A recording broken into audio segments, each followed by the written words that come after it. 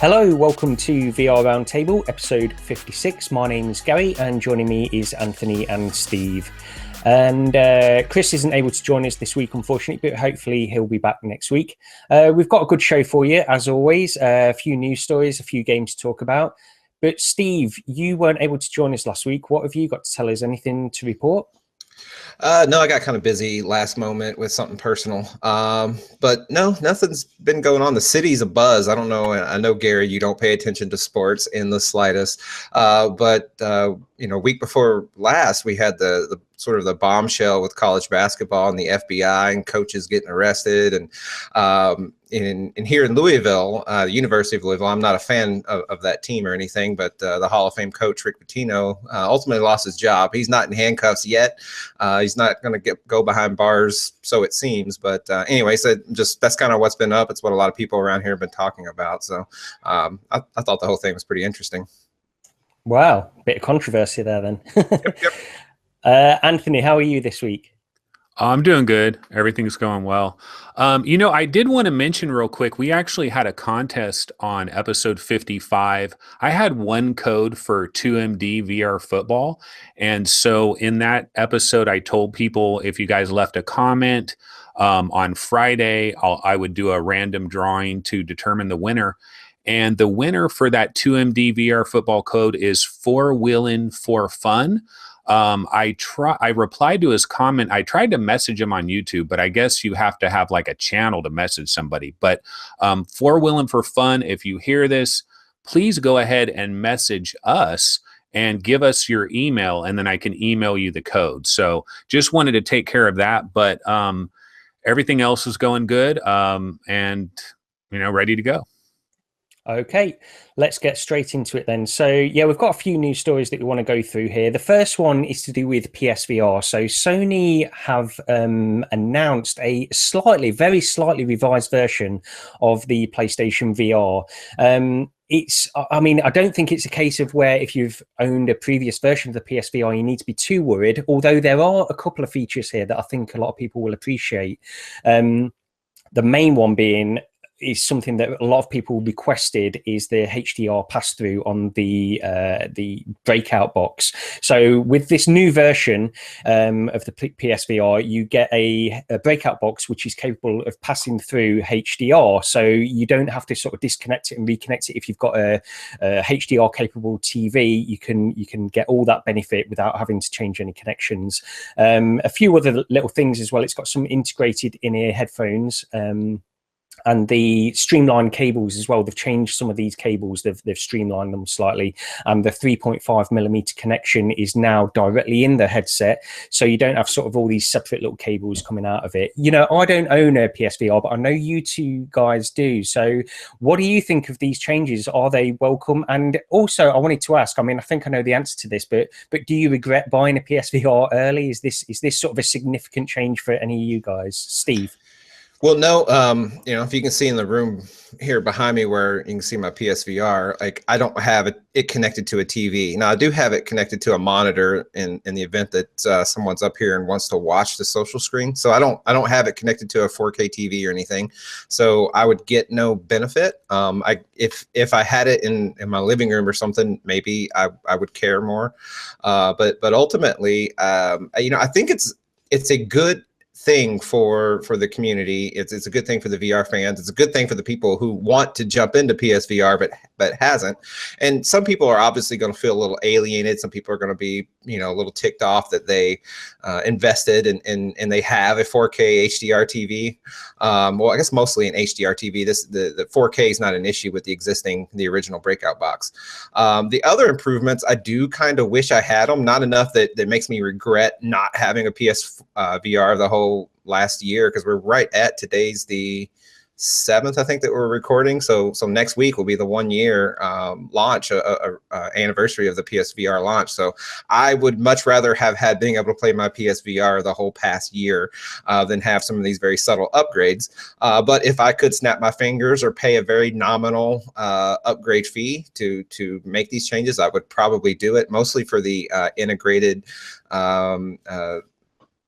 headphone connector. I don't know if I'd want to use the in-ear headphones, but the I'm using the Mantis headphones, and having that clip right there in the headset itself would probably help that cable management a ton. And I like not having that weighted, because, you know, for me it sits about right here where it has the power button, the mute button, the volume control and everything. And sometimes when you're moving around, you can kind of feel that dangling, and having all that integrated would be nice. That's one thing, actually, just looking at these pictures of this new revised model of the PSVR, with it having these integrated sort of in-ear headphones, to me, that looks like a similar setup to how I use my Vive. I use some in-ear headphones that just sort of dangle down and I can pop them in. But yeah, when I've seen pictures of the PSVR, it does seem like that extra little block that's on that cable does seem like an annoyance, really, waiting to happen. Anthony, what do you think of this? Yeah, so when this news first hit, at first I was like, oh my God, a new PSVR headset, you know, what is it going to be vastly improved? You know, what's going on here? Then I got all the details, and it does seem to be incredibly minor. Now, if you are that guy, though, that spent a huge amount of money on a really high-end TV with HDR and all that stuff, and that's where you have your PSVR connected, yeah, this is probably worth the upgrade.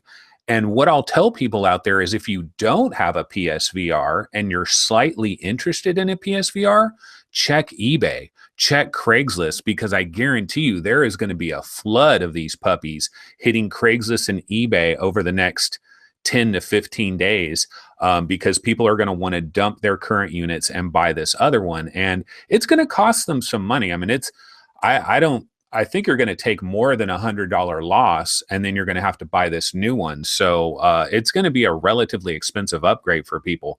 One of the downsides, though, with this new processor box that they're coming out with, I feel bad for, I don't care about it myself personally, because I have a 4K TV, and that's where my PSVR is hooked up, but I don't have HDR. So it doesn't really matter to me. And I'm not going to be in the market to buy another TV anytime soon. So I really don't care about the processor box. But for other people out there that do have the original PSVR, you can't just buy this processor box. Apparently, what I read about it, the cables that are coming out of this new headset, they work with the new processor box, but the old you can't use the old PSVR headset with that box. And so that sucks for people out there that maybe just want to buy that processor box.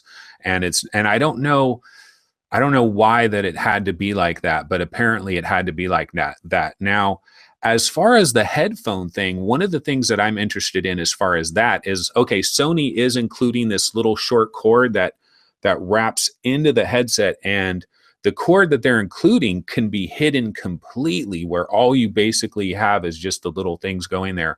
And that's wonderful. The problem is, what we've seen with Sony is anytime they include like a little headset or microphone or whatever, it's usually the cheapest, most garbage headset microphone thing that you can possibly get. So, I mean, it's like lowest common denominator.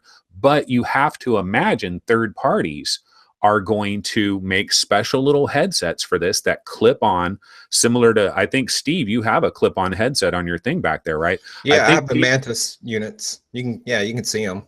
Yeah, so I would imagine like Mantis and other companies are going to take advantage of this and make a really short cable version where there's basically no wire whatsoever, and that will be a benefit. Now, speaking to the dongle thing, yeah, it's an irritant. I mean, it's always been an irritant, especially when you plug your headphone into the side of it, your headphone jack, and then you have this headphone wire that's curling out like that and going to your head. And I don't know how many times, Steve, you can probably speak to this too, where like one of your arms gets caught in it and you have to get your arm out of it. But you take away that dongle, where's the volume up and down control? Where's the mute button now? I didn't read about that. It's in the headset. It's just boom, okay, hit it right there. Which yeah, I wonder how.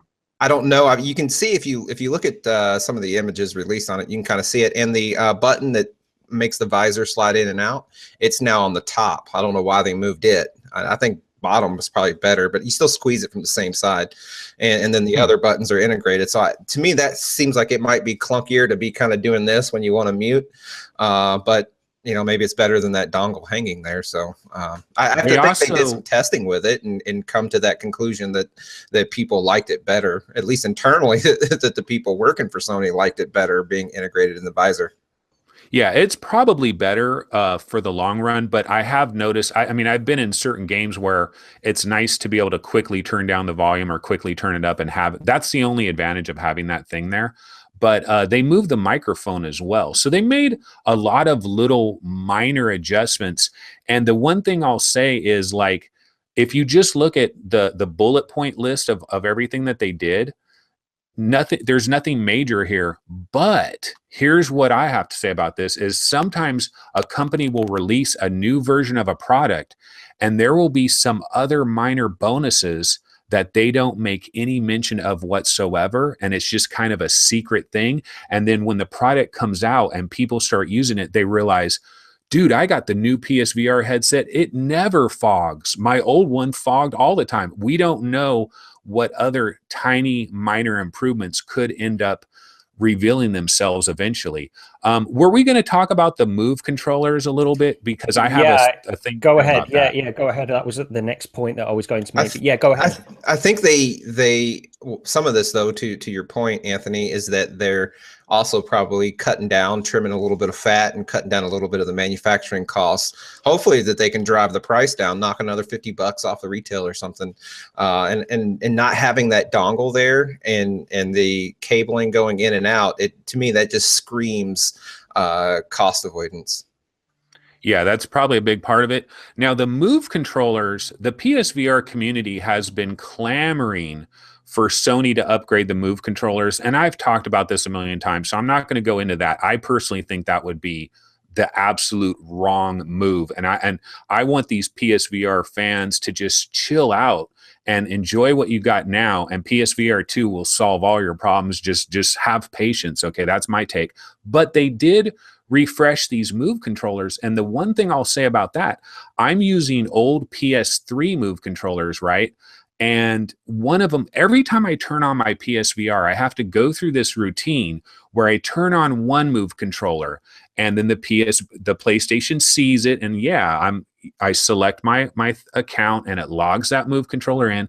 I turn on the other Move controller and sometimes it doesn't log in. The Move controller turns on, but I only got one Move controller. Then I got to turn the whole entire thing off and start over. Now, I don't know if that's something with my Move controllers or if it's like the order in which I'm turning these things on.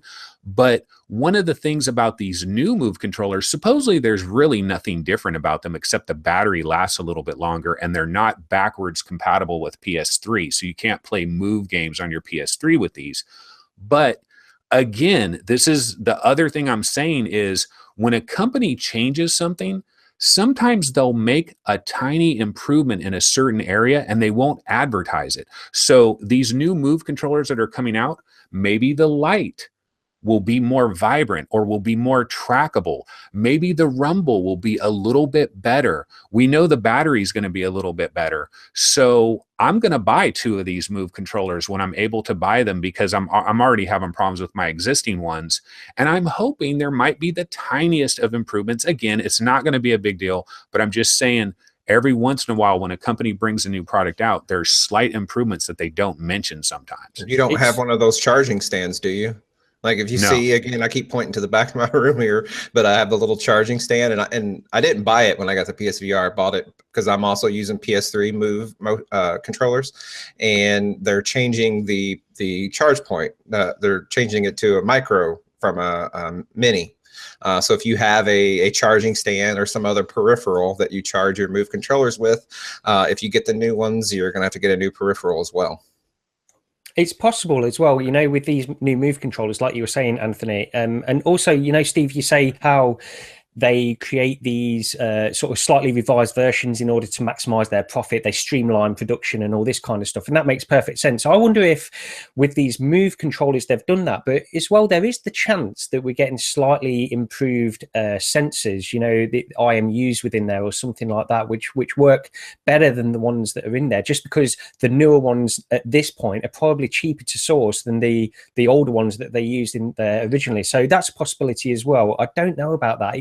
the thing is, when you hear these headlines, there was the headline of new PSVR model announced, and then new Move controllers announced, and you know, like Anthony, you get excited when you hear that, but the changes are very minor, and iterations, as we see time and again in the world of consoles, they always bring out these newer versions of consoles and things like that that slightly improve things. Okay, well, we can go on to the next news story now, and this is just to do with Microsoft Windows mixed reality headsets. So let's start off. There's a few little bullet points we want to go through on this story. The first thing is just to say that Microsoft have confirmed that there will be no Steam VR support for these Windows mixed reality headsets on launch, although there will be a public launch before the end of the year. So that's pretty encouraging. You know, when you get one of these Windows mixed reality headsets, you won't be able to go straight in and get all of the content from Steam straight away, but they are opening this up to developers. Now, presumably that's something to do with the fact that they want developers to maybe tweak some of their games so that they work a little bit better with Windows mixed reality headsets. You know, I'm sure that developers have to take into account the way these controllers work, the way they're using inside out tracking and all this kind of stuff. So maybe that's just a couple of months leeway just to allow these developers to transfer some content over. Well, actually, I'll just pass it over to Anthony first. I know that there's a bullet point that you particularly want to talk about on this, Anthony, but what do you think about this Steam VR? Would you be disappointed if you bought a Windows mixed reality headset? Well, my little conspiracy theory on this is that a 1 month delay or so from like October 17th until you can finally use Steam VR in this headset, maybe a 1 month, maybe a month and a half delay. You know, maybe it's like December 9th and, oh, yay, finally Steam VR and these mixed reality headsets is now available. Everybody celebrate. But Microsoft knows that you've got Acer and you've got Dell and you've got all these companies that are bringing these headsets out. And people are going to run out and buy these headsets, and they don't necessarily want people immediately buying the headset, immediately going to Steam VR, and that being the case. Now, I'm not saying that they're like deliberately delaying this whole thing, but I think there may be a slight convenience factor here, because the people that buy it on October 17th, what are you going to do? You're going to go immediately to the Microsoft Windows Store, where they're going to have Arizona Sunshine and a lot of those kinds of games will be available day one. And so that could be a slight factor there. So I personally feel like it'll be late November or early December when Steam VR hits. And I can't wait personally, because I want to test, like, they're going to have demo stations of these headsets really soon. But if I can't actually play a Steam VR game in it, I can't really get that real A to B comparison. So I can't wait for that. But yeah, slight conspiracy theory on my part. Yeah, I'd personally be a little bit disappointed if I purchased one of these Windows mixed reality headsets. But, you know, we have heard that it's not going to be supported on launch. So it's good that they're making that clear now. Steve, what do you think? Nothing much that you guys haven't already said. I mean, yeah, these are coming out, and no open VR, no Steam support until holidays. I think they were still somewhat vague, and I take that to not mean the Thanksgiving holiday, but rather, you know, some point before Christmas, which puts it in mid-December probably. And I don't know that it's a conspiracy, but I have a feeling that it is probably something that they're not too eager to make sure they have it launched, you know. So I mean, I guess a bit of it's possibly true, and you know, it kind of is what it is. I'm not sure how I feel about it completely. It's a new product. I'm excited that we're going to have all these other headsets that are hitting the market and improvements in some ways. And I'm eager to try inside out tracking. I know we've read a lot of reports and watched videos and everything, and we know its upsides and its downsides. So I'm excited for the headsets themselves, but we'll kind of have to see how the store shakes out. You know, maybe they'll have a lot more games than we know about, and they had that sizzle reel. They've talked about, we've seen, you know, a lot of the major hitters that we've already personally played, but maybe their store will surprise us, or maybe there's still something kind of up the sleeve a little bit with these. I don't know. Okay. Well, yeah, I mean, what will I mean, the next point on here, I'll go over to Anthony first on this, but because this has all come out of this Microsoft event that happened last week, where they were sort of launching, I guess, formally launching these Windows mixed reality headsets. And, you know, out of this came a video and just some news of Halo. We saw this a while ago, a few weeks ago, where they had like a shot of all of these logos on this white background of all these developers and things that were supporting Windows mixed reality, and it was quite impressive. There was a lot on there, but a lot of people focused in on the Halo logo. And you know, we've now seen what this thing is. We speculated on it a few weeks ago about this Halo experience, and that really is what it is. But Anthony, I'll go over to you first, because I know you wanted to mention this. Yeah, so we heard about this October 3rd date, and we thought that it was going to be kind of a coming out party for these mixed reality headsets, like officially talking about it and officially bringing it out and all that stuff. And so we did get this announcement for Halo Recruit, and I'll get to that in 1 second, but I also wanted to say, where is Super Lucky's Tale VR? Where is Forza 7 VR? I thought for sure, like, Microsoft needs to have a couple things that make somebody like me and somebody like Steve and somebody like you, Gary, to almost have a little bit of jealousy. Like, we want this freaking Windows mixed reality headset. We want to go to the store and sign in and experience Forza 7 in VR and Super Lucky's Tale exclusive in VR. No announcements whatsoever for that. Now, that doesn't mean we'll never get an announcement for that. It's not October 17th yet. We've got 10 more days. But the Halo Recruit thing, oh my goodness. When I heard that they announced Halo Recruit and all that, I was like, oh God, this is awesome. Yes, I knew it. Maybe they would have this Halo thing that caught everybody off guard, and they're going to have it on day one. And then you see the leaked video for this, and it was one of the most disappointing things I can possibly imagine. Like, honestly, I'm baffled. You're Microsoft, you have a handful of major IPs, okay? They own Minecraft, of course. They've got to deal with PlayerUnknown Battlegrounds is, you know, coming to the Xbox. It's not their property, but they got to deal with them. And they've got Forza and Forza Horizon, but they don't have that many huge properties, and one of them is Halo. And how are you going to put such a great franchise at risk with a crappy experience like this? From what I understand, this whole thing lasts 10 minutes, and you get to see like a grunt and an elite and stuff, and you get to see them full size. And you guys have played Gunheart, and you know that when you go into Gunheart, they have this little area where you can see the enemies and you can get close to them and kind of look at them. And that's kind of cool. And for a super Halo fan, that's going to be kind of cool to see those characters up close like that. But the actual experience that they put you in, where you're like shooting, it's like you're playing a video game in VR. In this VR space, you're playing a video game on a flat screen, a big flat screen, but it's two-dimensional. You're like, if I was designing a Halo VR experience, like, I knew it was going to be short, but they could have made a 20-minute thing that places you in the world of Halo. Like, you're walking down a hallway, your ship is being attacked and invaded, and maybe it only lasts 15 minutes, but you're shooting grunts, you're shooting elites, and you're in a VR experience, just so like it whets your appetite, and you're like, oh my God, when they finally have this Halo thing, it's going to be freaking incredible, you know. But instead we get this. And why?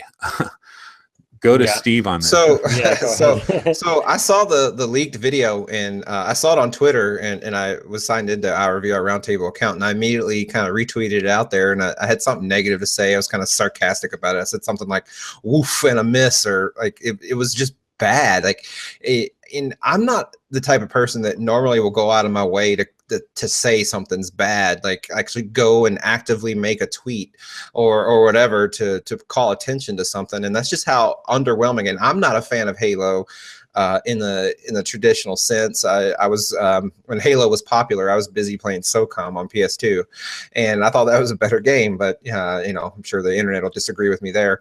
And anyway, so like Halo isn't this big thing that I for the last decade have constantly been excited for. But in VR, I've found that my excitement for things change because we're always yearning for these major properties. Like, I've not traditionally been a Skyrim or a Fallout fan. I've not been an open world fan, but here I am chomping down and can't wait for Skyrim on PSVR and Fallout on PCVR. So I was a little bit excited for Halo because I recognize it as a major property. I recognize it as sort of this cult phenomenon that just like has the whole community abuzz, and for it to like be so abysmally bad. Now, one thing I want to call out though, and I wasn't aware of it, and it's really not talked about too much, but everyone's assuming that 343 did this, and it's from a Road to VR article where they kind of talked about it, and this was dated October 3rd. So I believe that was after the leaked video, but they say though 343 Industries was overseeing the project, it seems the company worked with VR studio Endeavor One to bring Halo Recruit to life. So this wasn't even really done by 343. They probably sent them some graphical assets and an email, and then this other company phoned it home. So I also think that it's maybe something that they slapped together really fast just to kind of get some exclusive, some buzz, some hype around the Microsoft MR launch. Yeah, I mean, when we were speculating about this title, because we knew that something Halo was coming, when we were talking about it a few weeks ago, I said, I think the best we can really hope for is sort of a 3 to 4 hour experience within Halo. We didn't even get that. We didn't get anything close to that. This video, there is a video on YouTube where you can actually watch this experience from start to finish, and it's something just over 5 minutes long. So it really does, there's nothing there. It's so disappointing, and I honestly think it would have been better for them to just not do anything than to do this. Some people were saying, don't throw this out there, just work on your own VR title and release it 2 years down the line. I don't even know if they want to do that. I don't know if they want to work on VR titles, but to do this, it's not even half-hearted. It's so much lower than that it seems a complete waste of time. And to me, it's doing more harm than it's doing good. And go ahead, Steve. I was just gonna, you said it, like I was trying to intercept you, but this could actually, and I kind of want to focus on it a little more, is that could do more harm. Like, Halo is a major property, and I'll use an anecdote, and anecdotes are what they are, but I have a close circle of friends who are all gamers, and none of them have made the VR jump. They've all come here, they played my VR, they think it's awesome, but none of them have actually made the jump themselves, and they have all said, we're going to wait and see what Microsoft does.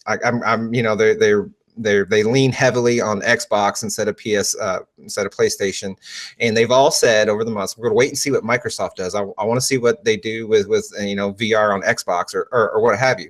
They're all major Halo fans naturally, and something like this, they get excited, run out to the store, buy something, and then play that.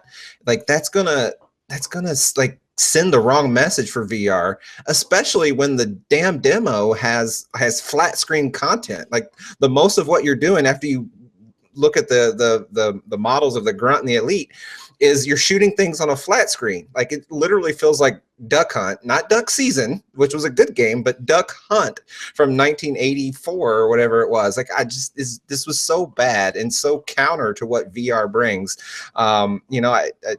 I can look at it and tell that it's basically trash. Like, I don't have to play it to know it.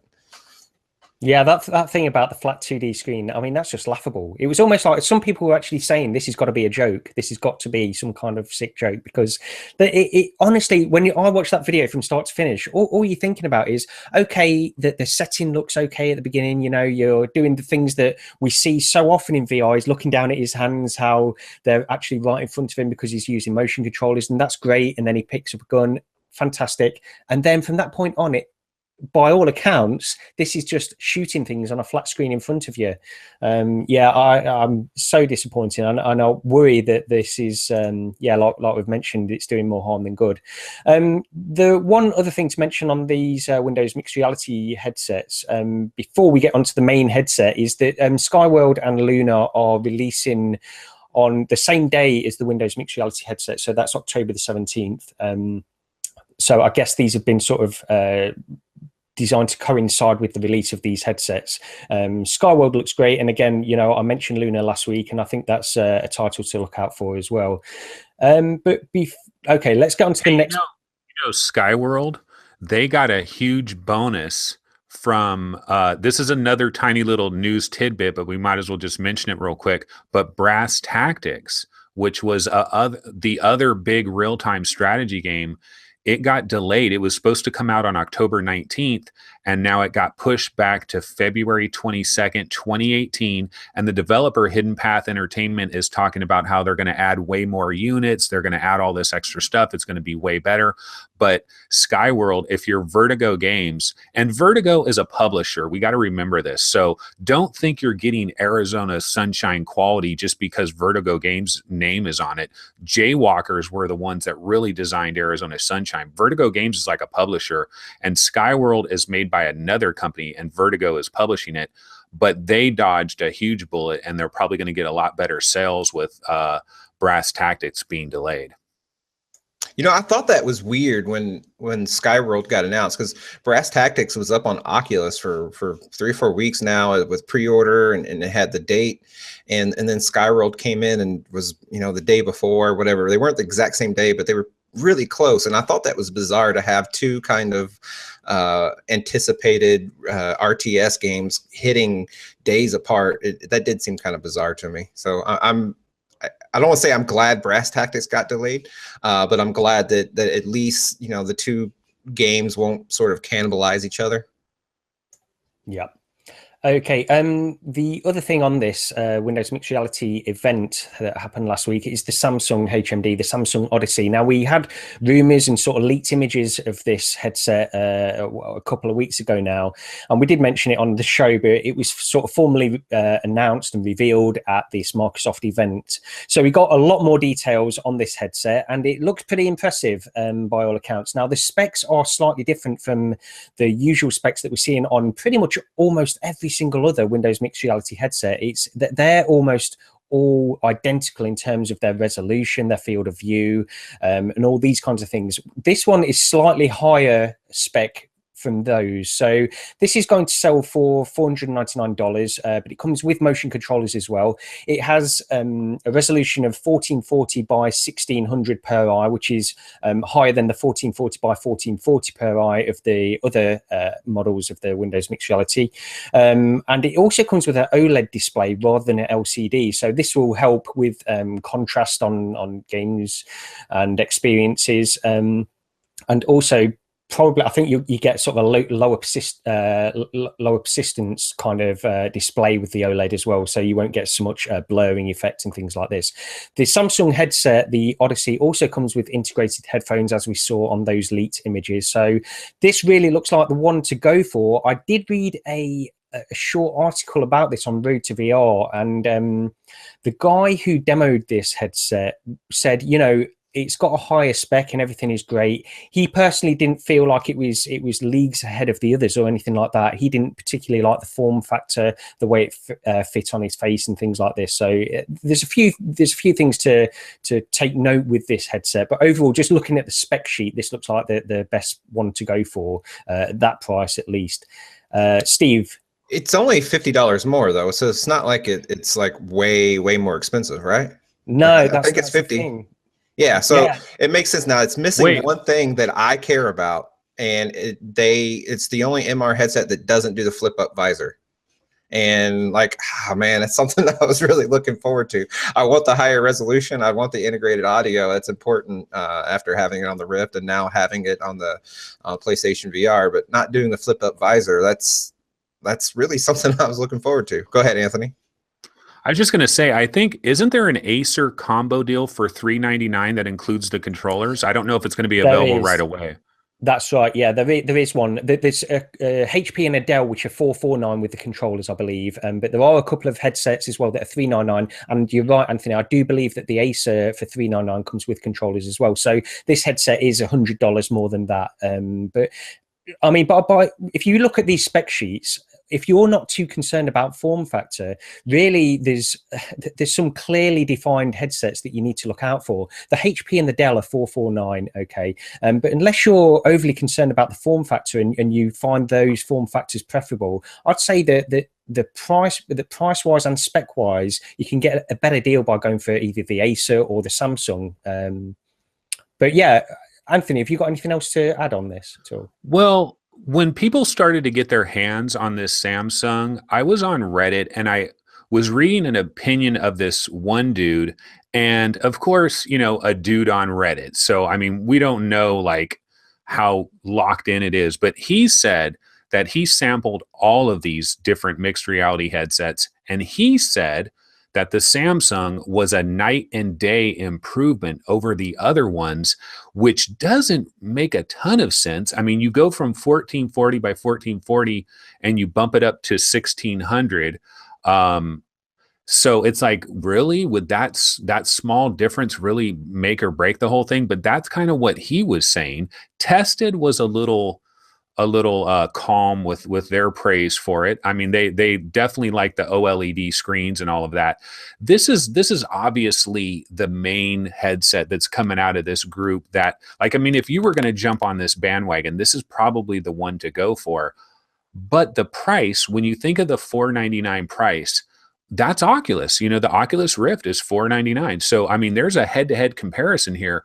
And one of the things we have to consider with this is in the very beginning, when they first showed off those Microsoft controllers, I thought that those controllers were almost a complete ripoff of the Touch from a standpoint of, I thought those controllers like melted into your hands like the Touch controllers melt into, like they just form around your hands. I mean, it just feels so natural. And I thought these Microsoft ones were the same kind of thing. But a buddy of mine was like, nah, bro, take a closer look at them. They're more like wands with just a big circle around it. And I took a closer look at it, and he's absolutely right. These controllers don't melt into your hands like the Oculus Touch.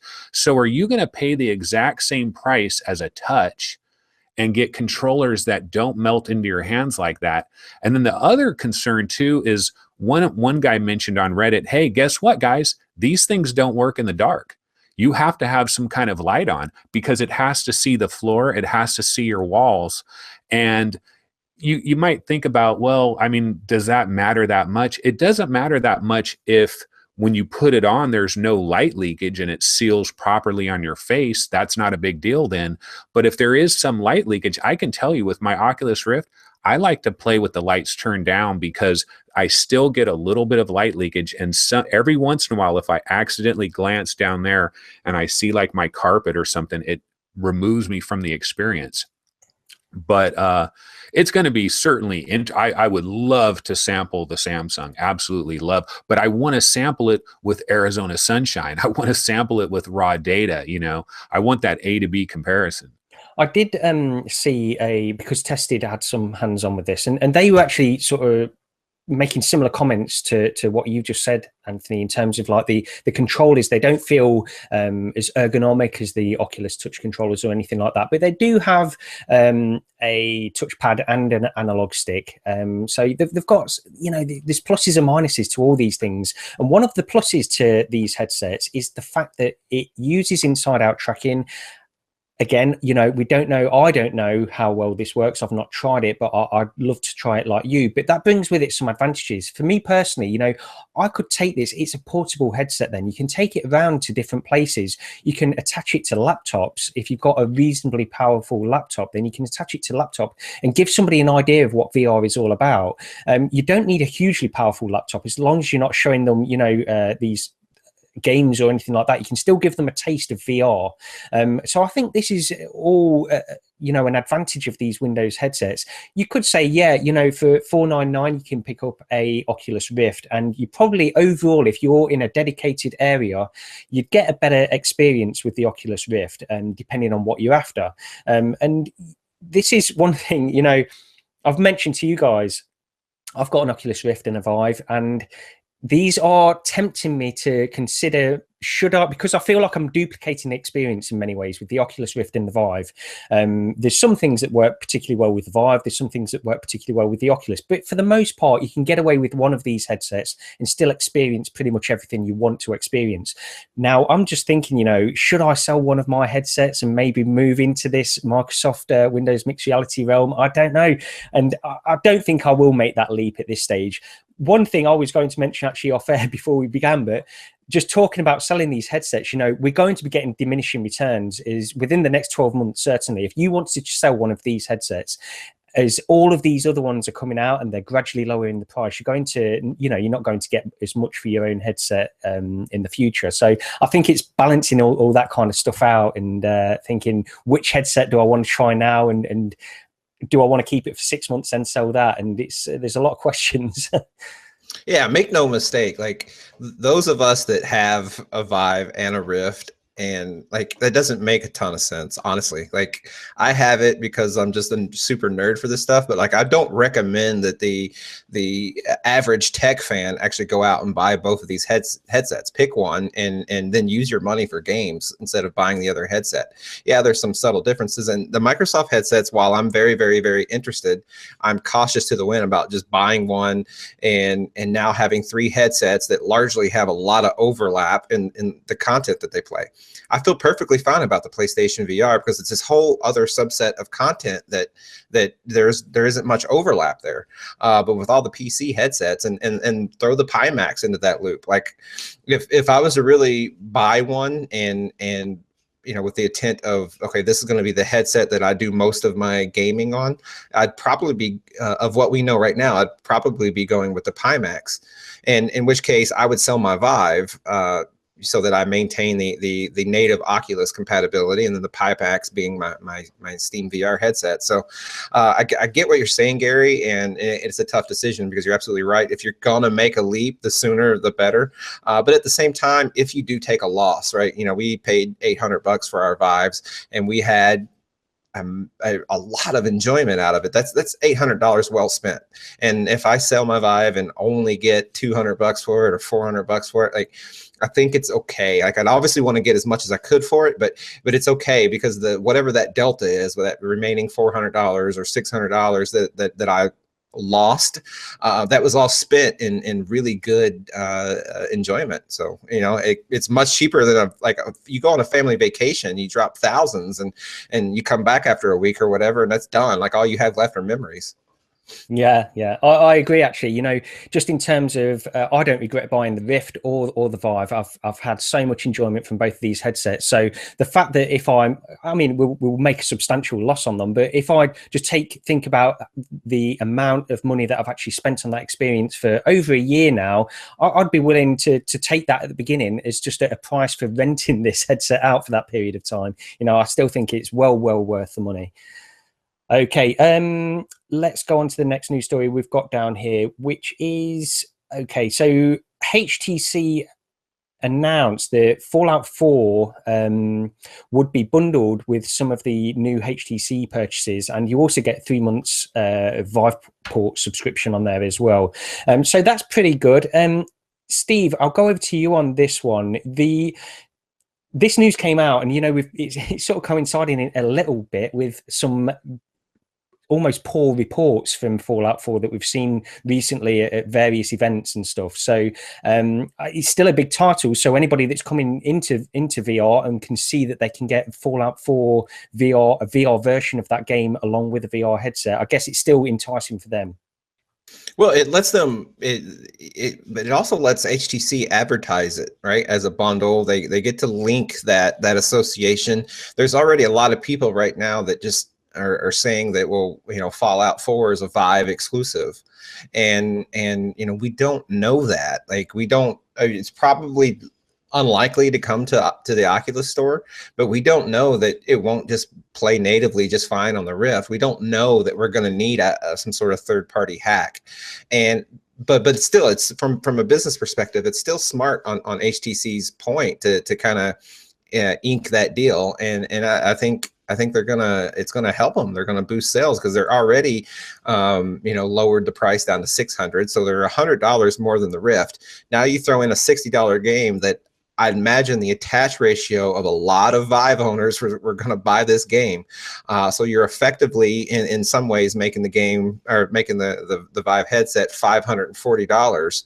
And so it just helps them be more competitive. And I think it's pretty awesome. And I'll also say, I was doing some reading on Reddit earlier today, and it turns out, so if you bought a Vive recently and you haven't used the code to redeem, I forget what the pack-in now. I think the pack-in might still be Richie's Plank Experience and Everest VR and whatever the pack-in currently is. But if you haven't redeemed that code, it just redeems Fallout now. So I wish I would have, I've had chances to pick up codes and people willing to give them, and I wish I would have taken some, because now I'd have Fallout.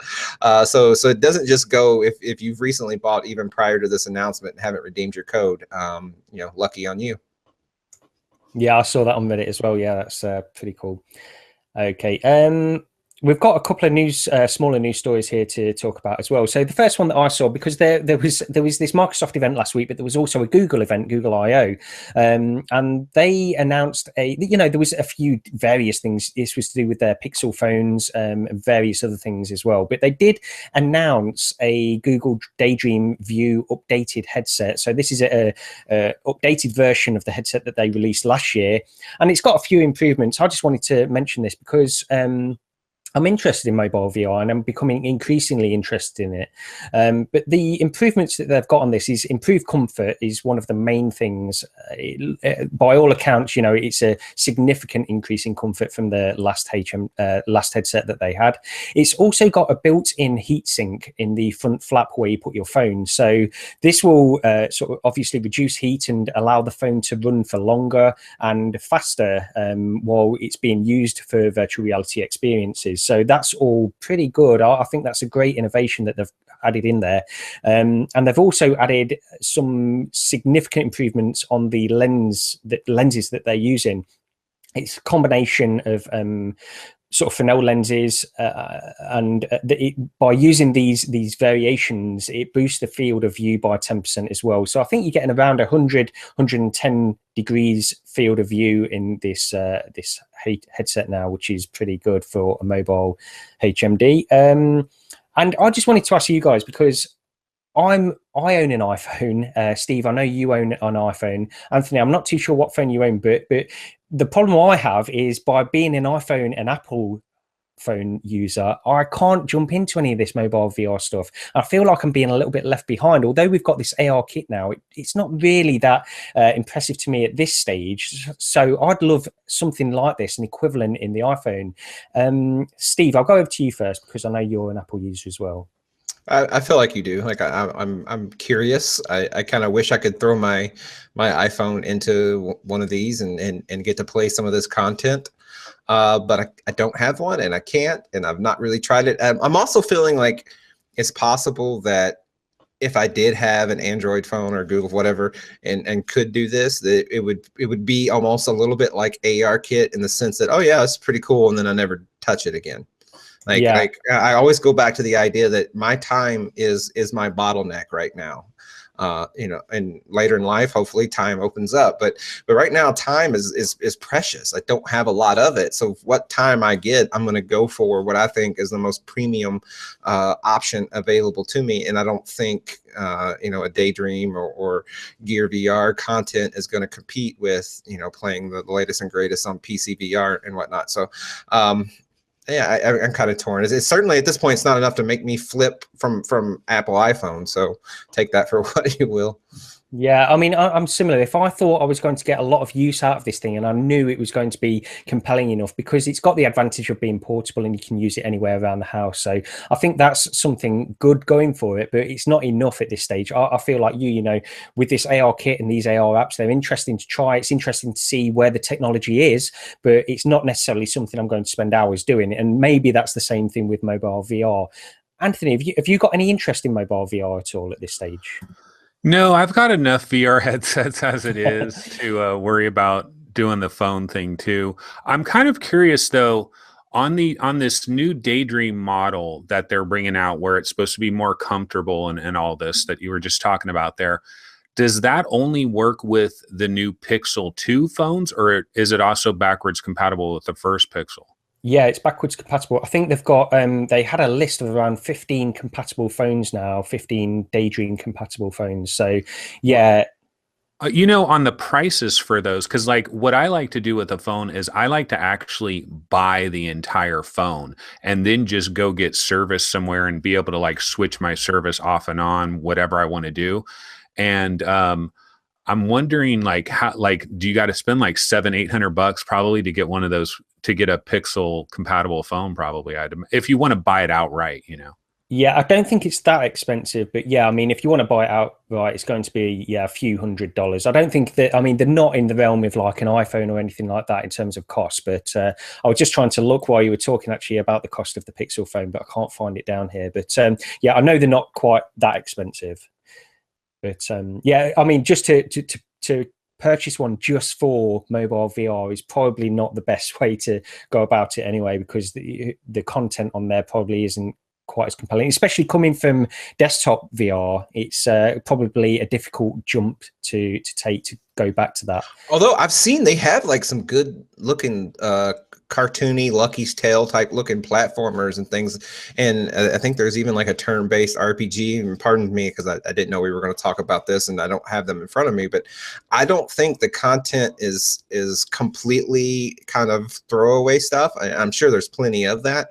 Hell, there's plenty of that on Steam. But there are some good looking things that I would like to try. And that, you remember that Face the Fears that we talked about a long time ago? It's on Oculus. Well, there, you know, you have, when you go into that, you have the two doors. The one door leads to the kind of the heights experience. The other one leads to the kids' room. Well, from what I understand, the Gear VR version has like 3 or 4 more doors of various other experience. Maybe one, you're scared of spiders or something. And I don't understand why all that content doesn't come to PC VR. I don't know what the complexity is importing it, but I do think, my point and where I'm going is, I do think there is some semi-meaty content on these mobile platforms, but it's not enough to make me take the plunge. Yeah, just looking at these prices actually while you were talking there, I've just looked at these. So yeah, the Pixel 2, actually I was a little bit wrong. It is expensive. It's $650, the Pixel 2, to buy it outright. And the original Pixel is still $550. So, you know, it's not a small investment to make just for mobile VR. Okay. The next news story we've got, and again, just a small one that I wanted to mention, was that Microsoft have acquired AltSpace VR. We heard that they were in trouble and they were closing down a couple of months ago. And we had that tweet from Palmer Luckey saying, should I buy AltSpace? Should I save AltSpace? And then it turned out that they were saved, but we didn't hear anything else about that until now. So Microsoft have acquired AltSpace, and they did say, you know, because a lot of people were concerned about what they were going to do with it, but they've said AltSpace VR will stay AltSpace VR. And, you know, I think they're just allowing the development team behind that and all the people that are working hard at making AltSpace what it is, they're just going to allow them to carry on for the next few months at least, before, I guess, you know, as things move on, they'll start to suggest things and maybe move it in a direction that they want it to go to. But yeah, I think that's great. I love AltSpace. I think it's really good. It's a polished experience, and yeah, I like going in there now and again. Okay, that's all the news stories I've got. Oh no, sorry. Let's have a quick look down this list. There's just one little news story on Sony demos. Like, Sony announced that they're going to be, you know how they did demos last year before PlayStation VR came out, like at Best Buy and GameStops, you could go do some demos. Well, they've announced that they're doing it again, and apparently it's already started. People have already gone to various Best Buys, and you can play Gran Turismo Sport, Final Fantasy Monster of the Deep, Raw Data. I guess some people have already checked out the PSVR version of Raw Data, because apparently if you go do one of these demos, there's like 5 or 6 games that are available for this demo. So it's just, if you want to try, you know, Gran Turismo Sport. Like, I'd love to try that. If my local Best Buy has that, I'd actually like to go try that. The problem is, last year when they did these demos, it was so hit or miss. You would go to a Best Buy to try to get a demo, and you'd talk to the Best Buy guy, and you're like, "Where's the PSVR demo?" And they're like, "Oh, the guy didn't show up today." You know, and it was kind of one of those things. So I think I went to Best Buy like 3 different times trying to get a demo, and got a demo 1 time out of the 3. But it is out there, so just wanted to mention that. Yeah. Okay, well, we can go on to the games that we've been playing. You know, in the next couple of weeks, I think we're going to have a lot of big titles that we're going to want to talk about. We've got plenty of games to still mention this week, though. Steve, shall I go over to you first? What do you want to talk about? Sure. All right. Well, the first thing I want to talk about. So last week I was not here, and you guys talked about Dimension Hunter, and I guess I'm our resident fanboy on Dimension Hunter, and I it kind of sucks that I missed the show because I wanted to rave about Dimension Hunter, and like I really like this game, and I think, you know, I've thought about it because I've read people's comments on it. A lot of people like it. A lot of people kind of thought it was kind of middling and nothing bad, but nothing great. And you guys seem to, you know, y'all said it was good, but it didn't blow your socks off. And for me, it was better than that. It wasn't like the best thing I've ever played in VR or anything like that, but it was still really good. And I've been thinking about it a lot, and I wanted to try to figure out why I've been critical of simple games and or indie feeling games, but not critical of this one. And I haven't put my pulse on it exactly, but I think what it boils down to why I liked it so much is it looked good, it sounded good, and it played well, even though it was very simplistic in its shooting elements, and, you know, most of the creatures just kind of stayed still, at least on the when you're on the spaceship level. So I just kind of wanted, I don't want to spend too much time on it. I just kind of want to throw it in there since I wasn't here last week, that I thought Dimension Hunter was pretty awesome. You know, one thing I should say real quick, because on the last episode, one of the things I was harping on about Dimension Hunter was I loved the first level, but I got to the second level, and the second level kind of turned me off. Well, after that episode, I got to the third level, and I got to the fourth level, and I'm happy to say that the second level was more of an anomaly than anything as far as I was concerned. I just didn't like the cave, you know, the darkness of that cave. And you do get back on the spaceship. You're back battling the robot guys, and it's that fast action type of game. The only caveat is it's $19, and I guess the game, like, you could run through it in about 2 hours, so it's relatively short experience for $19. But I like. I beat it in less than 2 hours, and I died a lot, so it wasn't like, you know, it's probably more like an hour and a half, honestly. Like, but it's a really good hour and a half. Like, did you get to the level with the zombies? Yeah, I did, and I really like the visual aesthetic of that level where it's like shadows and stuff, and just the red and the color, like the Sin City vibe of it. That's what I like about that game. Yep, and I think that's what really drew me to it was just the feeling, and it's one of the things I sort of latch on into a game. How do I feel being in this space? And it's not just about motion control. It's not just about interactivity, because, you know, Job Simulator, I don't really feel much when I'm in that space. Like, yeah, I can interact with everything, but a game like this where I can't really interact with anything except my guns and the things I'm shooting, but yet it has a feeling, and it draws me to it more. There are a lot. There's, I want to say, like maybe 7 or 8 levels. So if you haven't run through it, each level is relatively short, so you can kind of run through things pretty quick. But each one, there's a level with dinosaurs, and it has kind of like the zombie level. It has this feel to it. So I just thought, like, each area you go to, it sort of just has a very artistic and kind of very interesting feeling. And it also reminded me a little bit of Wilson's Heart, and I don't know if it's just because of the muted colors a little bit, but you would think that in you know, like, I don't watch anything in black and white on TV.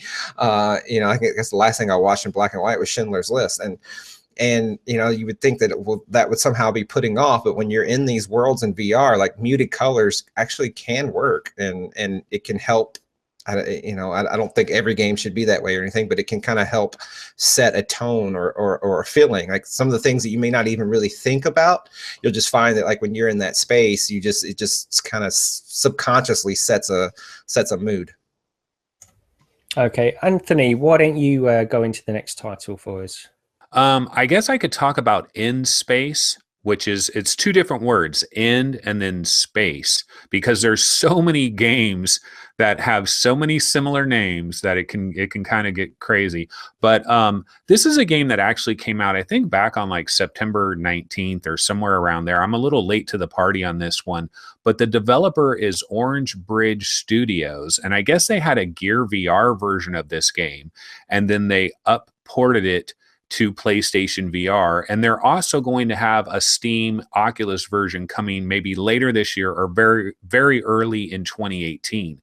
And basically, the main thing with this game is if you've played Eve Valkyrie and you've come to the decision that Eve Valkyrie doesn't have the single player content that you're looking for, you don't really care about the multiplayer, you want some single player content, if you're a PlayStation VR gamer, In Space is worth considering.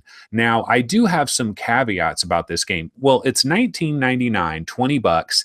And on console, if you're 20 bucks or less, you're kind of a budget title. On PC, it's a little different because PC, you don't have that licensing fee and stuff. So PC, you might need to be like $9.99 or less to be budget. But on PlayStation VR, I think $19.99 and less is kind of budget. So there is that.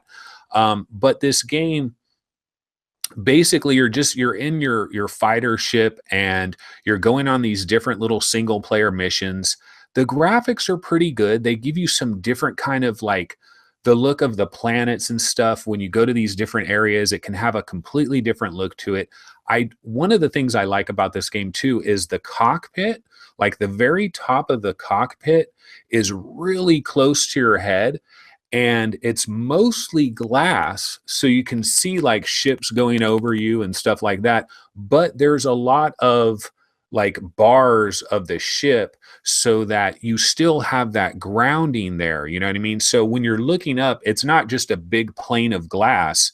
There's like pieces of the ship and then glass and pieces of the ship. And what that does is, for me, I found that when I played Eve Valkyrie, as long as I mostly kept my ship kind of this way and turned a little bit that way, turned a little bit that way, I was pretty good. But if I started doing like, and all these like dipping maneuvers and stuff, what would happen is my stomach would kind of be like, oh, and then I'd be like, nah, I shouldn't have did that. With In Space, I don't know if it's just because of the way the cockpit is, but I was able to dive and dip everywhere and I didn't get that weird stomach feeling. So that's nice. But the two biggest criticisms I have for this game, you have an announcer guy that is talking to you during like every mission that you're in. He'll like say, this is, you got to do this, you got to do that, blah, blah, blah, which is fine. I have no problem with that. But the guy's voice is so freaking loud, and he's also hard to understand. And so I went into the options right away. I'm like, I got to turn this guy's voice down. It is way too loud, and I can't even really understand what the hell this guy is saying a lot of the time. And I could not find that option anywhere. Now, there may be an option and I just didn't find it, but I couldn't find it. And that was a real irritant because in every single mission, that guy is talking to you, and I think he's way too loud. The other criticism I have for this is it has like a lock-on targeting system that you use to lock on to the different ships. And sometimes I lock onto those ships and I shoot my missile off and I explode the ship and everything is great and it feels good and it blows up real nice. And I'm like, yeah, I'm doing my dogfighting thing. And sometimes I lock on the ship and it's like, I don't know. There's something weird about this targeting system and like the different weapons, the primary weapons and the secondary weapon. I can never really quite get the feel for it. But I don't want to throw this whole game out and say like it's just a bad game, because there was some good, enjoyable action here, and it's completely single player. There's no multiplayer at all. And I know there's gamers out there that maybe they don't want the multiplayer of Eve Valkyrie. They want more single player, and this could be something to consider. But Eve Valkyrie is only $10 more. Like, this game is not coming out in a vacuum. Eve Valkyrie was $59.99, but it dropped down to $29.99. So you only need to pay $10 more maybe for Eve Valkyrie. And I know they did that new update, Warzone or whatever it is, where they added some extra stuff. I don't know how much of that was single player though. But Steve, did you get a chance to play this? What were your thoughts?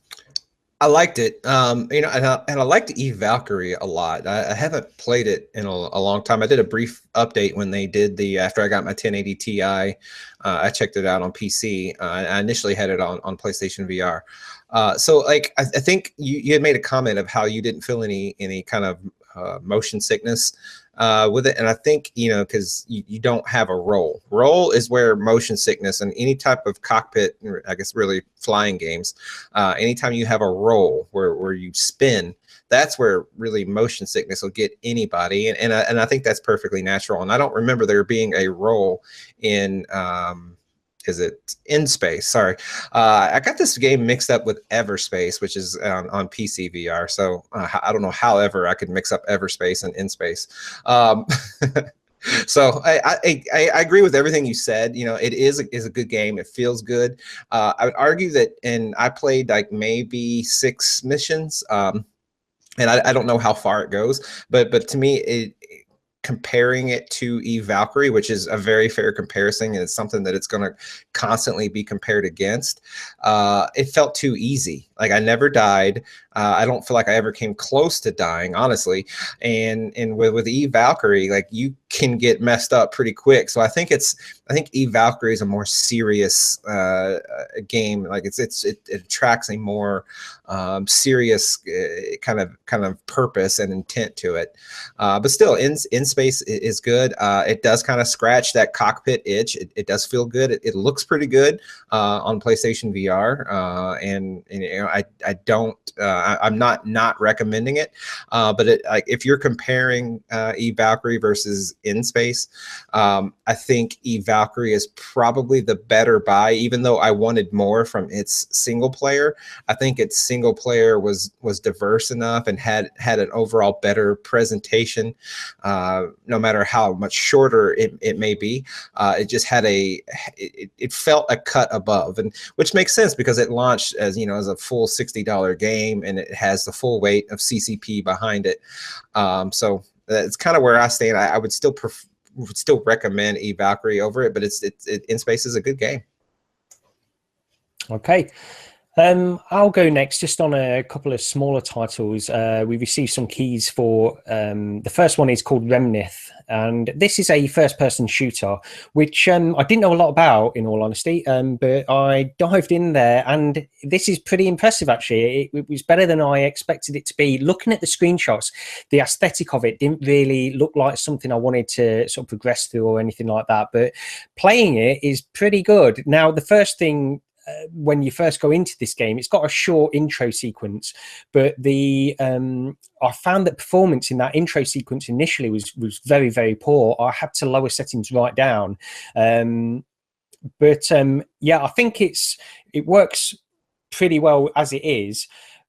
The problem is, like I say, this intro sequence, it was just that initial bad performance, really. Once you're in the game, performance is great, and it's really like a game of scale. You know, you go into these areas and you find yourself with this huge sort of odd weapon in front of you, which you can direct its direction to various enemies. But the actual environments are huge. You're in these huge cavernous kind of halls, really futuristic looking halls, and it looks great. You know, when you look at the screenshots, it's not particularly impressive, at least not to me, but when you're in there and just the scale of everything, I thought this looks fantastic, and it really drew me in. Now that the hook of the game, it's not just a first-person shooter. The main hook of it is the fact that you can if you miss an enemy with your shot and you sort of your shot goes into the wall or something like that, what you'll find is that things will grow on the wall, these things that they call scabs. And these scabs will grow, and then they'll give your enemy more energy, so that it makes them harder to defeat. So really the game is revolving around the fact that you need accuracy. You need accuracy to kill these enemies. If you're constantly missing the enemies with your shots, it's just going to get more and more powerful. And you can shoot these scabs, which are on the walls, and sort of reduce their effect down. But yeah, this is really sort of the hook that drives the game forward. And overall, as I say, I think this was a really, really impressive game. I'm looking forward to carrying on with this, and it's not very often, you know, when I play first person shooter that I want to carry on with it to this extent. You know, we've had Doom 3 BFG, and I really wanted to sort of progress through that, but other things come up and I forget about it. But this one, yeah, I thought it was really, really good. Definitely worth trying. Yeah, Remnith, good game. And the other one, I don't think anybody else tried Remnith. Correct me if I'm wrong.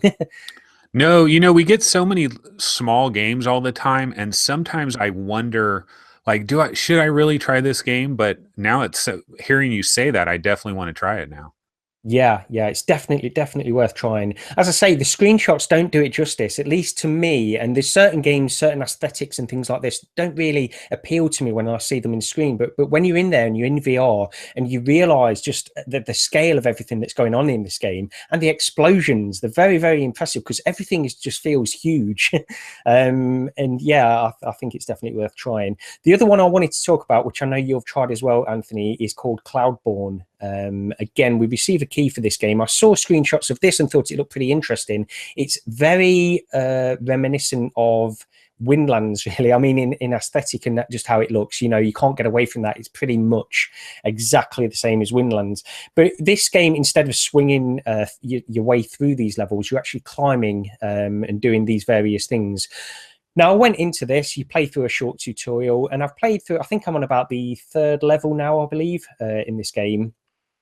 I'm enjoying it. I feel like there's a few problems that I have with it. It's mainly to do with the fact that when you use free roam locomotion, you have this effect which you can't, I don't believe you can turn off. Oh no, sorry, I was thinking of a different game. This is something I'll mention later on.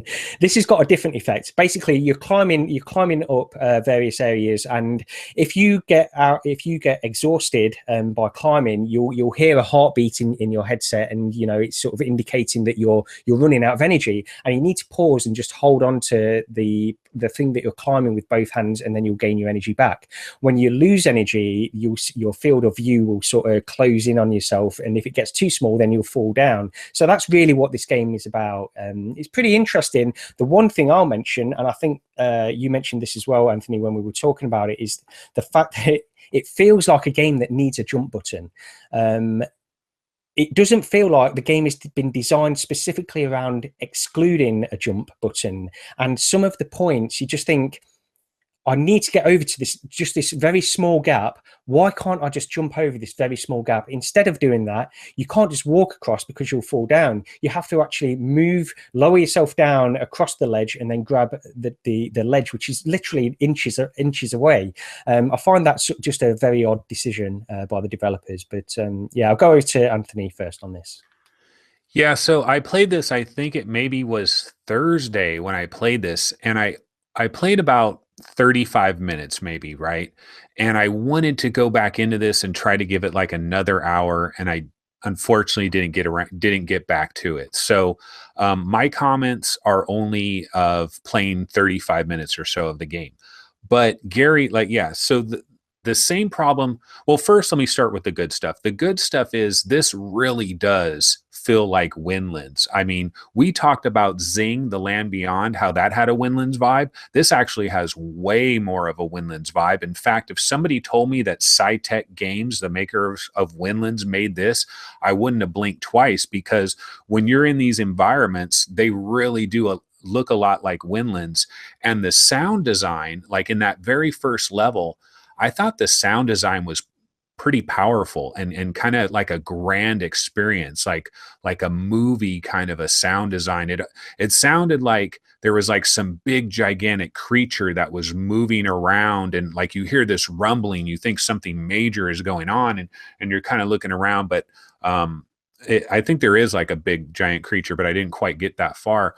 But the actual gameplay of the game, I never got a good flow with this. Now, I was only playing it for 35 minutes. So if I gave this game some more time, maybe I would have figured out what it was. But the way it seemed to me is like you would see these little ledges where it was kind of obvious, okay, I can grab onto these ledges. And so it's kind of like you click your trigger, you grab on, you click your trigger, you grab on, click your trigger, click your trigger. And so you're climbing along. And then if you want to kind of like jump somewhere, you kind of like, you kind of like grab and throw yourself a little bit, and you can kind of throw yourself over. The thing that drove me crazy though is I was like climbing some vines, okay? And this game does some really weird thing. Okay, so I'm climbing a vine, right? And there's a branch of the vine that's over there. And so now I want to reach and go grab that branch that's over there.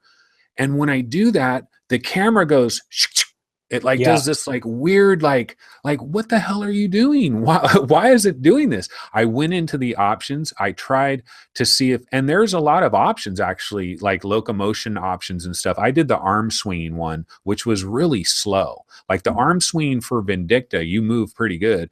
This one, man, you're going slow as molasses. So I need to like change to a different locomotion, but I couldn't find a way to turn off this weird camera, like this weird thing that it was doing. And I'm guessing that it was doing that because of nausea. You know, some people having nausea where when they grab a different vine or whatever, like the change in perspective is so dramatic that maybe some people feel ill or something. Maybe it's like a heights thing. I don't know. But I wanted to turn that off so bad. Gary, you talked about the closing of the view. I didn't know in my 35-minute play session, I didn't know that that was related to like being tired and stuff. I did hear that heartbeat thing, but I didn't put two and two together. But that was super irritating as well. I really wanted to turn that off. It seemed like it happened quite frequently where like you would get tired too fast if it's doing that. Again, I thought this was another nausea setting, that the blinders, you know, that you could turn that off. Like people that are more familiar with VR, and we've had VR a long time, and we're good with trackpad locomotion, and we're good with moving around like that. I would think both of those issues could be turned off. I've played climbing. I've played to the top. I'm grabbing, climbing up stuff. My view is changing. I'm not getting sick. I don't know why that weird snap thing. I do not understand that. No, see the part where the field of view closes in, that didn't bother me too much because I understood that as being sort of a gameplay mechanic, that they're doing that to make you realize that you're losing energy, really. But I get what you're saying. This weird thing where you can grab a vine and it'll suddenly switch your view round. And to me, I don't see that as being like a thing to battle motion sickness. I would think that would actually aggravate motion sickness in some people because you're sort of your position is moving without you actually moving or having any control over it either, really. And I don't know why they've done that, because in any other climbing game, I've never noticed anything like that happen. It seemed to me that it did that when you were changing direction. Like in the tutorial, you kind of climb up the wall and then you turn to grab those vines.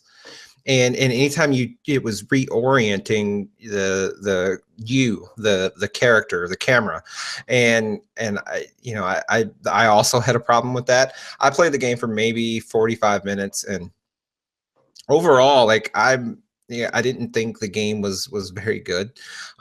Being honest, like I liked the look of it. I liked a lot of the things that they were aiming for, but I felt that everything that I saw was that it was mostly sort of a first-person platformer, and I was constantly battling the mechanics, and that's not the platforming aspect. I felt like I was playing a Mario Maker level designed by a troll that was just making a level that you can't beat, or making a level that was overly complicated, and you're just battling the mechanics and not battling the challenge that the game is presenting to you. You're battling the controls, you're battling all these things that were kind of unnecessary. I can't stand blinders. Like, I don't want any game to ever put blinders on me. I understand that it was representing stamina, but it's my vision, and if you want me to feel immersed, it's not natural. Like, you can demonstrate that other ways. You can make the screen start turning red. You can they're already doing the heartbeat thing. Like, there's just this game didn't speak to me, and I can't really recommend it. Like, would you guys recommend it? Let me kick it back to you guys. What's it retail for? I believe it. Well, I think it's £10.99 over here, so I guess it's around sort of $13-14 over there. I think it's 15. Okay. Yeah, I mean, honestly, I'm probably about the same as you, Steve. I think it's it just doesn't feel like it's doing what it needs to do at this stage in VR. It's not doing anything particularly well. Even the aesthetic feels a little bit copied from Windlands, as much as I like that, and I can't necessarily hold any points against the developer for doing that, because I think it's a great aesthetic. But it just feels like it's not doing anything better than Wind. I feel like I should just play Windlands if I want this kind of experience.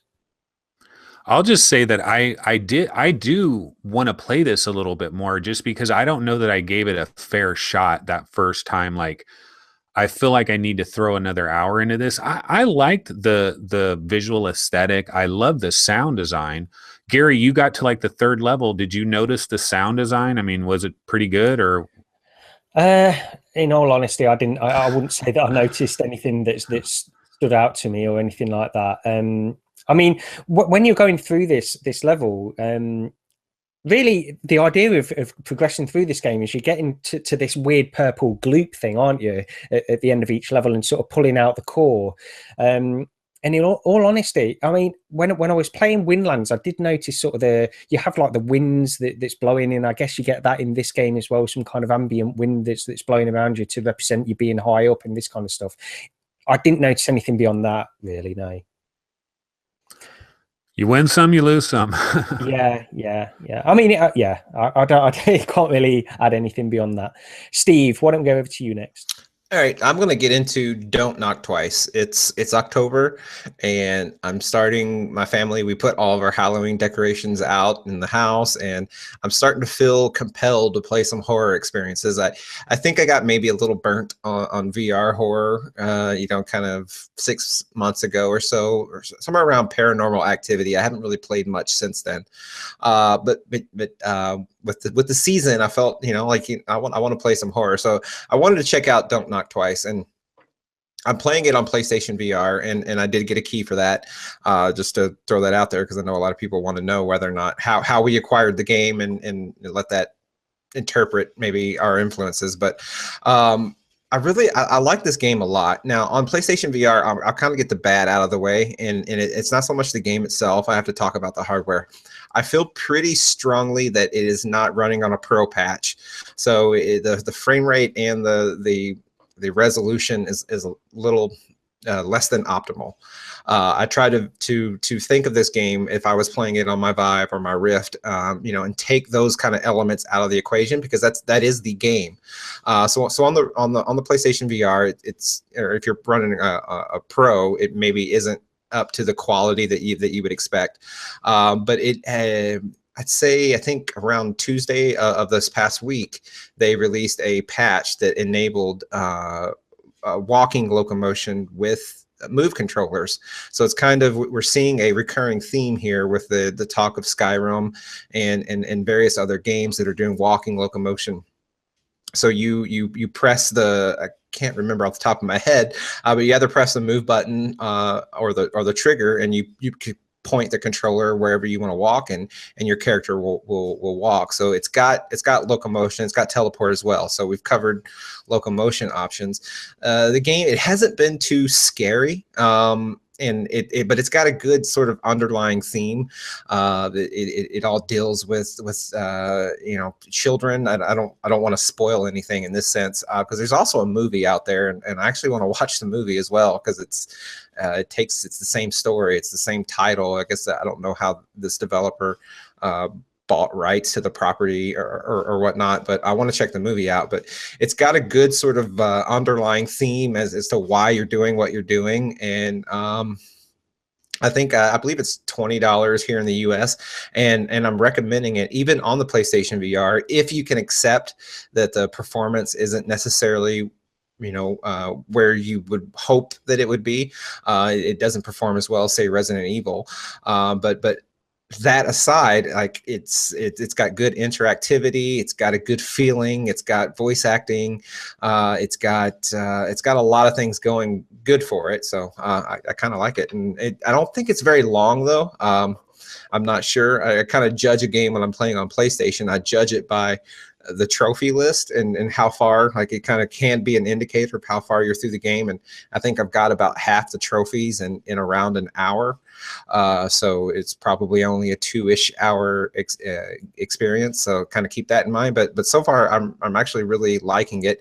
And I think some of that is due to me just kind of yearning for a horror experience. But some of it is also due to it being a really good kind of overall presentation. And I will say, just kind of one of the things that I noticed with this is I was using my PlayStation for the first time in room scale.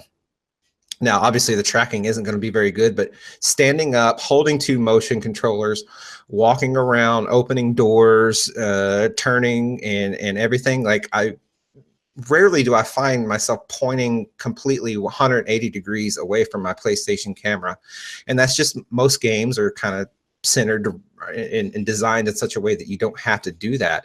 But in this game, I was playing it almost like I would if I was playing my Rift or my Vive. And I think that speaks to, I think, you know, the PlayStation and the PSVR doesn't have the most robust tracking solution. We all know that, but I can say right now that I'm surprised at how well it tracked me. I'm playing in this space behind me, and you can even see my camera right now, and it's not up too high, but I was able to turn around, and I did get inclusion if I brought my controllers to my chest. But when I kept them out, like, you know, holding things, it worked. So kind of kudos there, like PlayStation supports room scale, y'all. So it's not very good. It's pretty broken. Imagine the Rift with one camera would probably operate sort of the same way. But I was pleasantly surprised, and it actually jarred me a little bit when I stopped playing in my last session, and I realized I was facing the wrong way and was in a spot in my room that I didn't think I'd be in. You know, it just kind of caught me by surprise, so I wanted to bring it up. I wonder if they use some type of like predictive algorithm or something, because you know the lights on the back of your headset, like one of the smart things about Sony's design is they put lights on the back of the band, right? And so if you are completely turned around, it knows that. And so if it knows where your hands were at the last moment, maybe it's doing some type of predictive thing. So long as you don't include your controllers, it will track you turning around. So it's like, it's that whole argument, well, this supports room scale. Like, no, like PlayStation Rift and the Vive support room scale in the same way. The difference is they're tracking technologies. You know, you can get away with a lot more on the Vive due to the lighthouses. You're a lot less susceptible to occlusion. PlayStation VR will operate in a lot of games, I guess, the same way. But this one, you know, just it naturally brought it out of me a little more. And I'd like to have the game on PC VR just to check it out. I'm going to finish it on PlayStation VR again because I like it a lot. There's a Steam demo now for this game. I think it just came on Steam very recently. I downloaded it, wanted to check it out, and then I got busy with some other stuff. Okay. Well, talking of horror experiences, Anthony, do you want to tell us a little bit about Organ Quarter, the pre-alpha demo that's available on Steam? Yeah, so Organ Quarter, apparently this is a Kickstarter game that I didn't pay attention to, but this was kickstarted by, it had like 163 backers or so, and they put in a little over $7,000. And I think it's Outer Brain Studios is the company, is the developer of this game. And so this game had some buzz on Reddit last week. I saw a number of threads about it, and I'm like, what is this Organ Quarter thing that everybody keeps talking about? And then I saw, oh, there's a demo. Let me check it out. Now, the reason why this game has been getting a little bit of publicity is it kind of is going for a Silent Hill, Resident Evil kind of a vibe, but more like survival horror, like a little more on the Silent Hill side of things, I would have to say. And so I heard, you know, hey, Silent Hill in VR, like, of course, sign me up. So I go ahead and download this demo. And when you're first in there, the first thing that jumps out at you, to me, was the graphics. Okay, so this is not going to threaten Arctica 1 graphically, all right? This is not going to win any awards for graphics. In fact, if anything, I actually thought that, you know, is this developer really trying to like recreate a PlayStation 1 game in VR? Because that's almost how the graphics seem to me. Now it's colorful, it still looks good.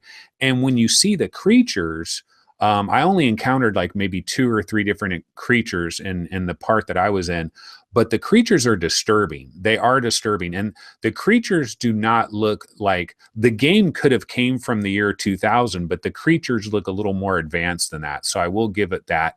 It has pretty good atmosphere. It's got there's this one point, I mean, I don't want to spoil too much, but there's one point where you're looking through a wall. You're looking through a hole in a wall at another room, and a guy's talking, and you see things going on in this other room. And I thought that was really well done. That's the kind of thing we can do in VR. Like, you can get down on the ground, and there could be a hole in the ground that you could look down to the floor underneath you. These are the kinds of things people need to do. And I thought that was pretty cool. I mean, there's some voice work and stuff that was going on in it. I was pretty entertained by it. Gary, you can go ahead and give us your thoughts. Yeah, I've tried this as well, and yeah, overall, you come away from this thinking that is actually better than it deserves to be. I was pretty impressed with it. You're right, you know, the graphics, you first go in there, and there's this idea where, you know, are they going for this? Are they really going for this kind of aesthetic where they've purposefully made these graphics look like they're from the year 2000 or even earlier, in my opinion? Some of the textures are especially bad. To me, it looks like a game where somebody has gone into Unity, they've created some basic geometry to create these rooms, and then thrown some standard textures on there. So it doesn't give a good first impression. Now, the thing that's making me think that this isn't just an aesthetic that they've gone for is because, like you say, Anthony, that the enemies look pretty good. They don't look like enemies from that area in most respects. I wouldn't say they've got more polygons than that area. So if they were going really for that on purpose, then I would think that they'd go for that kind of enemy as well. But besides that, you know, take the graphics out of it, this is a pretty interesting idea that they've got going on here. And I think it's interesting as well that they've got combat. So in VR, we're used to a lot of VR experiences, at least the ones I've played, where they're a little bit passive, really. You know, you're exploring the environment, and then you'll have the occasional jump scare. You're solving puzzles like in a chair in a room, for example. It's quite a passive experience. You're solving some little puzzles, you're triggering certain things, and then you'll get a jump scare, and then you'll move on to the next scene. This one isn't that kind of a horror game. As you say, it's closer to a Resident Evil or a Silent Hill kind of game. You pick up a gun and you can shoot the enemies, but at the same time, you've also got these ambient horror sections within here, which I think are particularly well done. You've got some small puzzles to solve, as well as the combat areas as well. So it's trying to do a lot of things, and it does them pretty well. But I mean, I can't really knock it from that point of view. The one thing I want to say as well, you know, we were talking about the graphics and whether they're going for this aesthetic, and I was thinking about this and wondering, even if the developer was going for that kind of aesthetic, even if they were going for one of these games to bring it back to like a late 90s or early 2000s kind of aesthetic, it's interesting because we could say something like Compound. It's very easy to see that game has been designed in that way. It's very easy to see that they've gone for that stylized route of graphics in order to give it that appearance. With something like this, it's difficult to say whether they've gone for that or if it's just poor graphics, you know. I don't know how you can differentiate between that. Well, they only got like $7,000. So, yeah. I mean, this is what $7,000 will buy you. But it's interesting. And if you're a Silent Hill fan, you really don't have anything that's like super, super Silent Hill. I would love, God, Konami, if they ever got back to making video games. Konami, I mean, I know they got Zone of the Enders too, that's going to be coming to VR, and it's coming to PSVR and PC VR as well. But Zone of the Enders 2, yeah. But Silent Hill 2, I think, was that on the original Xbox, I believe? I think it was on PlayStation 2 and the original Xbox, Silent Hill 2. And man, if somebody redid that entire game in VR, that would be awesome. Just the fog and everything, the atmosphere and stuff. And so this does have a little bit of that Silent Hill flavor.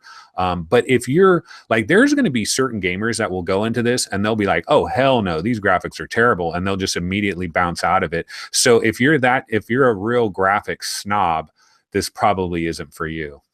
Yep. I want to say that, like, be clear, they're calling this pre-alpha, right? So pre-alpha, like, you have to take that into consideration. Like, my favorite game, I say it every episode, Resident Evil 7. Like, I'm a huge fan of this genre. I'm a huge fan of the Silent Hill games. I've played them all with the exception of one. I don't like, one goes back too far. Like, Silent Hill 2 is really where the franchise took off, in my opinion, on PS2. I love the franchise. I really, really like this demo. Like, yeah, it's pre-alpha. Like, I went into it with those expectations, and with those expectations, what I played was better than I was expecting. I was seeing you guys and hearing you talk about it, and you're like, oh, the graphics are, and so my expectations weren't high, and I really like what this game's going for. I really hope they're able to polish it and take it to a place that, you know, by the time it gets to the beta phase and then gets, you know, to a release candidate, at least in early access, that it's a much better game, and they knock out a lot of the technical issues, maybe make the textures a little bit better. But if they don't improve it a lot graphically, I'll still be very, very, very interested in the game, because, like Anthony said, the creatures, the design of them, it had so much, like, it reminds you so much of the nurses from Silent Hill. They're different. They're not the nurses from Silent Hill, but it's that sort of really demented. Also, there's a game, The Evil Within, and actually The Evil Within 2 recently came out, you know, in flat gaming, and I liked Evil Within, the original one. It also kind of takes you to this kind of weird, demented, hellish type place, and that's what this game did. So I look forward to tracking it a lot. It gets my curiosity thumb of approval for, you know, considering that it's a pre-alpha. I'm not going to say everyone should run out and necessarily play it right now, but you know, assuming they're able to make a lot of big positive moves, this game could go somewhere really nice. I've seen, real quick, I've seen a bunch of screenshots of this game, and the screenshots make it look way better than what I actually saw in real life. But so I'm wondering if maybe this pre-alpha version, like, maybe it's like really, really old, and then maybe the actual final version actually looks quite a bit better. I think this is coming relatively soon, isn't it? It is, yeah. Okay. I was just checking, because I heard before that it was coming like in a couple of weeks. I've just checked, and it's actually coming out on the 19th of October. So yeah, it's not too far away. And I was just going to say, Anthony, I think I agree with you. This demo must be a little bit of an older version that they've just put out there, because yeah, some of the screenshots look a lot better than the game that I played. But interesting nonetheless. You know, we say this again, and I'm probably somebody who appreciates graphics a lot. I think graphics are very important in games, but this can prove that they're not everything, because I think this has won me over. Okay, so let's have a quick look what we've got down here. Steve, you wanted to talk about Blasters of the Universe. Yeah, so I got to check. This game's been out for a long time, but a few weeks back they came out of early access, sent us a couple codes, and I played it a couple times, and it's a really good game, and I've been meaning to talk about it, but we've always kind of ran out of time or whatever. So and I know Anthony is a fan of this game. He talked about it a long time ago, but now that they've come out of early access, it's a little more polished. It's a little more of a, when you first boot the game and start a new game, it gives you a story, and so you kind of understand why you're in this world shooting at this crazy guy, like, you know.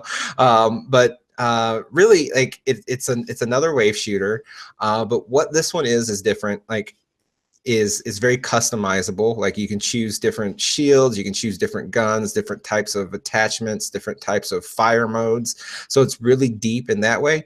But then when you're in the game and you're shooting at all the things that you're going to be shooting at, they call it a bullet hell or something to that extent, because you'll just have like a massive amount of bullets and projectiles shot at you, in it's a little bit of a different take. You know, Space Pirate Trainer is a wave shooter, Brookhaven Experiment is a wave shooter, but they don't all manifest and present projectiles or speed or all the things in the same way. And Blasters of the Universe presents a slightly different variation on what is yet another wave shooter. So I just thought that when I played it, like, liked it more than I thought. Like I didn't go into it expecting a lot. I'm like, oh great, yeah, another wave shooter.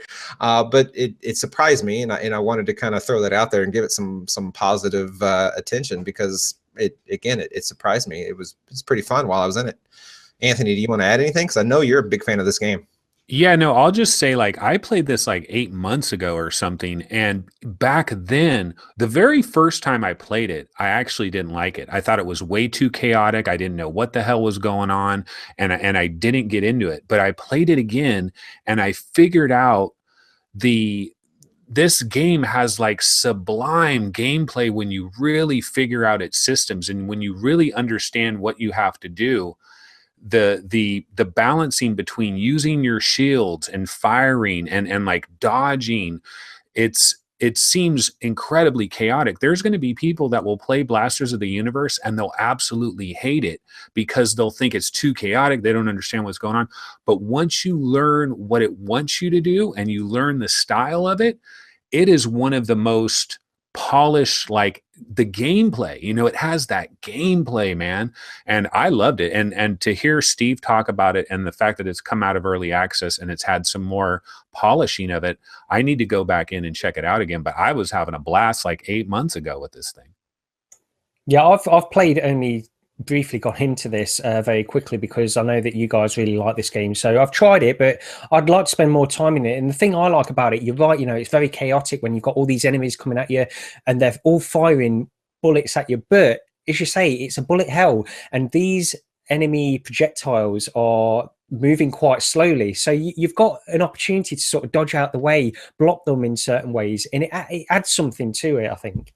You know what the key is your head. It's where your head is located. So like these bullets will come at you, they can hit your body, you're fine. You just gotta, it's where your head is. And so at first I was thinking, this is impossible. How am I supposed to get out of the way of this? But when you realize it's just your head and you have shields, the shields wear down and it's this balancing act between the shields and the various guns and things firing from you from everywhere. And then the guy, Star-Lord, whatever his name is, he says some of the most hilarious things. Like he says some stuff that's like wildly inappropriate, but it's hilarious.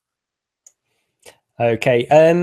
We've got one more game down here. Anthony, I think you wanted to talk a little bit more about XING this week. Yeah, just a real quick banger. All I want to say is XING is like one of my contenders for game of the year. Okay. This game, like, I want to keep playing this game. I have to review all these other games. I have to play all these other games, but damn, I want to just go back to XING. I've fallen in love with XING straight up. Like White Lotus Interactive, much love. You guys freaking killed it. And this is like, I wasn't prepared for this. I would never even have thought of XING. Like I'm putting it up there with like To the Top and Dead Effect 2 VR and like some of these other VR games that I've gotten this year that have really knocked my socks off. And XING for $20, I think it's a freaking steal. If you like exploring and if you like if you're the kind of gamer that wants to slow down and smell the flowers and like enjoy the beautiful environment that they've brought to bear, this game brings it, man. I'm really in love with this one.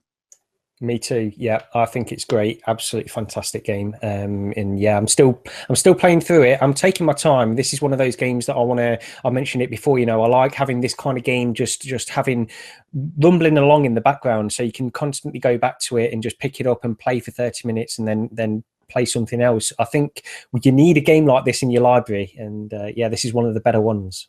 Yep, and I haven't played it as much as I like because I'm kind of in the same boat as Anthony. We sort of have this obligation to get to a lot of other titles, and I want to play this more. I want to have time to play this more, and I just want to say it's great that there's a game like this and that it's not coming from EA or Activision or something. It's coming from a company, just a few people that kickstarted. Like this is a crowdsourced game, and for it to be as good as it is, I just kind of love the whole element of that it's not coming from the major corporate fed entities that a lot of quality titles come from.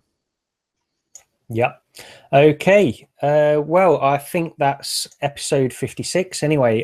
Thanks for joining us this week, and we hope you subscribe and do all the things that as YouTubers and podcasts like to happen, reviews, etc. And yeah, just to reiterate, if For Wheeling for Fun can send us an email, vrroundtable@gmail.com, and then you've got a code coming your way for 2MD VR football. So yeah, congratulations on that, and we all hope to see you next week. See ya. Take it easy.